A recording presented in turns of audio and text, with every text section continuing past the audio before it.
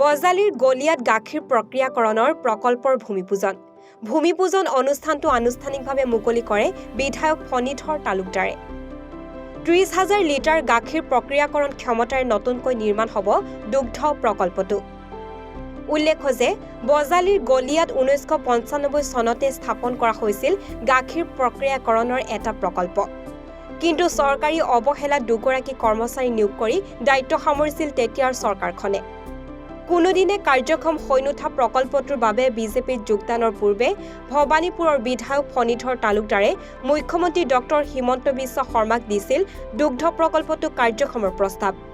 পিছলৈ মুখ্যমন্ত্ৰীগৰাকীয়ে এই প্ৰস্তাৱ ৰাখি গলিয়াস্থিত দুগ্ধ প্ৰকল্পটো নতুনকৈ নিৰ্মাণৰ বাবে আগবঢ়াইছিল ৫ কোটি টকাৰ বিত্তীয় অনুমোদন। অৱশেষত ভূমিপূজনেৰে প্ৰকল্পটো নতুনকৈ নিৰ্মাণৰ কামৰ শুভাৰম্ভ কৰে বিধায়ক ফণী তালুকদাৰে। উল্লেখ্য যে এই দুগ্ধ প্ৰক্ৰিয়াকৰণ প্ৰকল্পটোৰ দ্বাৰা বজালীৰ গোপালকসকল যথেষ্ট উপকৃত হোৱাৰ আশা ব্যক্ত কৰে বিধায়ক ফণীধৰ তালুকদাৰে। আজি মানে এইটো মোৰ প্ৰায় ২০ বছৰমানৰ সপোন।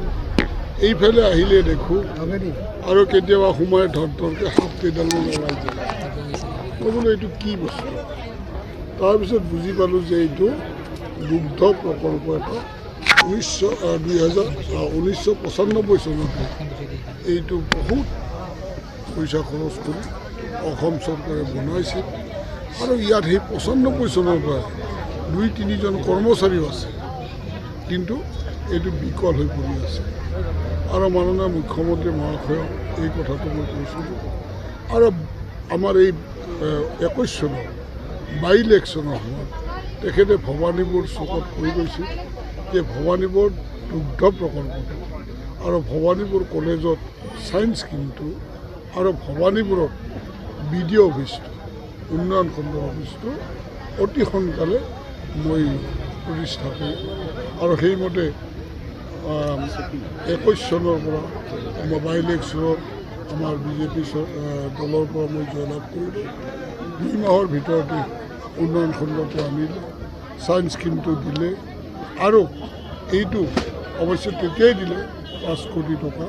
আৰু এইটো মানে কি বিভিন্ন কাৰিকৰী কাৰণত এইটো উন্মোচন কৰিব পৰা হোৱা নাছিল। আজি পৰ্যায়ক্ৰমে আহি পূজা সমাপ্ত কৰে। বজালীৰ পৰা সঞ্জীৱ দাসৰ প্ৰতিবেদন, এনিভাৰত 24।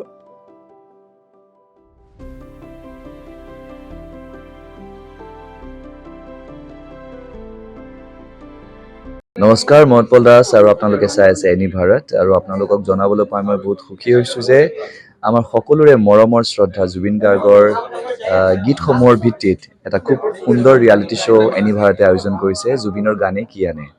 এই প্ৰথম ছিজনটোত অডিশ্যনছ আৰম্ভ হ'ব আগষ্টৰ পৰা অসমৰ বিভিন্ন জিলাত। গতিকে মই সমূহ কলা কুশলী, বিশেষকৈ যিসকল প্ৰতিভাশীল গায়ক গায়িকা আছে আমাৰ সমাজত, তেওঁলোকলৈ মই এটা আহ্বান জনাইছোঁ, তেওঁলোকে প্ৰস্তুত হওক এই ৰিয়েলিটি শ্ব'ৰ বাবে। আৰু তাৰিখটো হৈছে 15 আগষ্ট 2024 চন, এনিভাৰতৰ অডিশ্যন জুবিনৰ গানে কি আনে।